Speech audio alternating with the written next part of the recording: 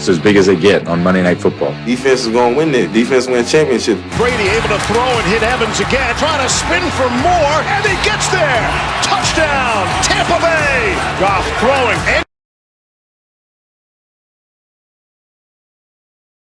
completing. Van Jefferson for the touchdown. Here's Brady to throw, underthrown, intercepted. Goff throwing, Akers out of the backfield for the touchdown for the Rams. Here's Brady, too far for Brady and intercepted. And it's a solid team victory for the LA Rams. What a game. What's going on, everybody? Welcome into First Take. Thank you for being with us. Look who's here. Super Bowl champ on our screen, Jeff Saturday. Jeff, always good to see you. Max, Stephen A.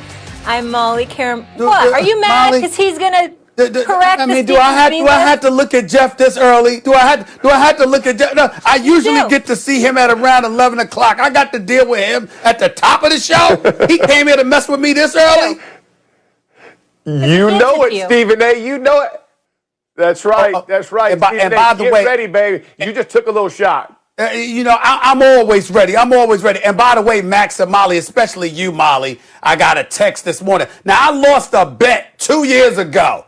And Mr. Rose, as in Jalen Rose, texts me to remind him that I owe him a pair of sneakers, which he is right about. That's how my morning started. Well, I had to hear Max's voice first. Then I had to hear Jalen Rose reminding me of a bet that I lost. And now I got Jeff Saturday. And damn it, it ain't even 10:02. Good Lord. Yeah. Listen, everyone feels very sorry for you, Stephen A. You have a very tough life. Yeah.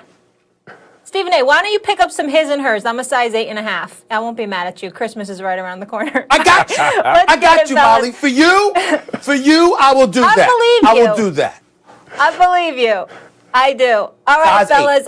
Max, I know you were watching, as Stephen A. would say, with your Beetlejuice eyes, because Tom Brady did not look like himself. The Rams get the win. Tom, talk to us. You've come up with so many game-winning drives in the fourth quarter and overtime, Tom. So on a night like this, how disappointed are you in yourself? Absolutely, yeah. I think that's a good word, disappointed, and I have to do a better job. Absolutely. We've had some chances, definitely, and receivers are doing a great job, and I got to get them the ball, so I got to figure out how to do that. All right, Stephen A., tell me this. After last night, do you still trust Tom Brady?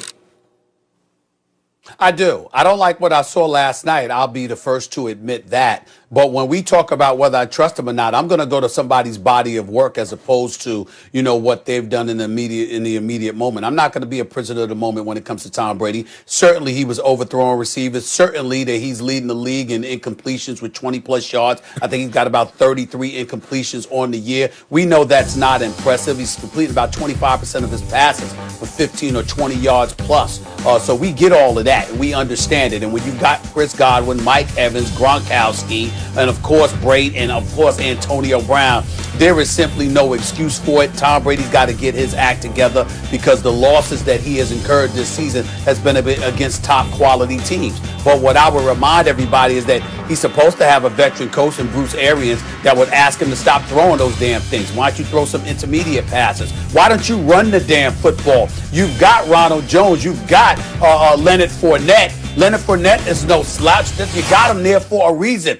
Engage in some ball control. Move the chains. Run the damn football, for crying out loud. It's not just the receivers that are out there with your 43-year-old quarterback. It's those running backs as well. Take some of that pressure off of Tom Brady. And, oh, by the way, I'm not going to let the defense off the hook. I know numbers-wise, they're one of the top defenses in the league, led by Todd Bowles, who obviously is a stout defensive coordinator.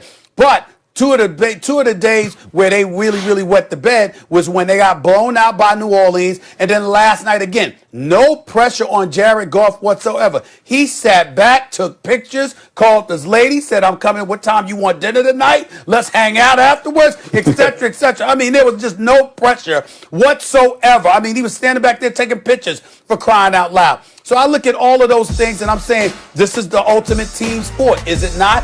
It's football. It's not just one side of the ball. It's three sides of the ball. Special teams. It's defense. It's offense. It's also not just a quarterback. It's your head coach. It's your offensive coordinator. This is about the third time this year correct me if I'm wrong, Jeff Saturday, this is about the third time this year at least that we have looked at the Tampa Bay Buccaneers and said schematically, we are not impressed with the game that's been called by Bruce Arians and Byron Leftwich.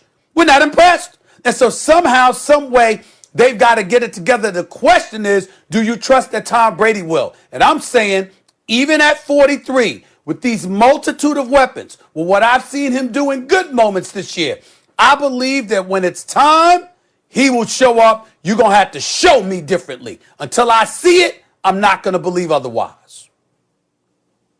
When we ask the question, do you still trust Tom Brady? We mean in the moment of truth, game on the line. Here's the ball. You got a minute left or something like that. Are you going to lead him down the field? That's really what we're talking about, because I have acknowledged Tom Brady can still play quarterback. At his age, it's remarkable. And yes, he has weapons all around him. Whatever you want to say about Bruce Arians right now, Bruce Arians is a well-respected and good NFL head coach, right? I know it's saying Bruce Arians is no good, or that people don't respect Bruce Arians. He has a solid reputation. So, look, do you still trust Tom Brady? They really needed a win last year in New England against Miami on the, in the last week of the season. Last game of the season, they needed that win in Miami so they could have a bye in the first round, so they could have home field.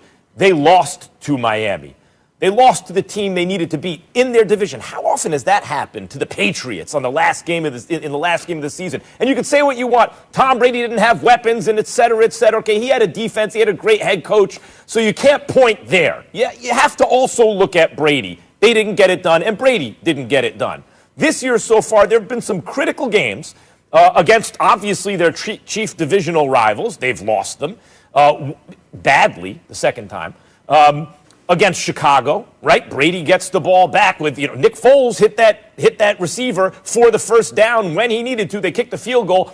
They left too much time for Tom Brady. Oh boy, you gave Tom Brady the ball with time on the clock. Here it comes. No, it didn't. He had tough throws to make, it's true, but he didn't make them. And then he had a mental breakdown. Now, do I trust Tom Brady to rebound, to lead his team, to make sure they clean up the errors from the week before? Yeah, I trust him in that way. But I think we're talking about more than that. We're talking about the great Tom Brady, who, here it is, the moment of truth, go get it done. I haven't seen him do that in a while when they need him most. And, the reasons are obvious. He's old now. And you can point to his head coach. I mean, come on, you can't always point fingers. Last year, he didn't have weapons in New England, but he had the greatest head coach of all time. He had an elite defense, and he had a system he knew extremely well, and an offensive coordinator and all that. This year, he has every weapon you could imagine. Did you see Mike Evans after the catch yesterday?